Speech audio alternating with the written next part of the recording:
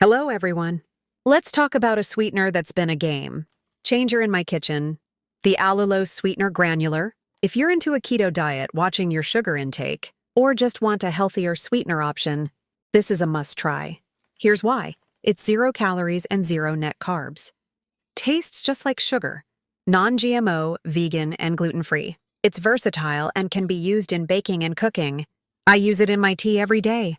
And the taste is spot on, sweet and natural without any aftertaste. I love that it's non-GMO and fits into clean eating goals. One quick note, because allulose is less sweet than regular sugar, you might need to use a bit more in recipes, but trust me, it's worth it. If you're looking for a sugar substitute that's keto-friendly, natural, and tastes incredible, Allulose Sweetener Granular is the one to try.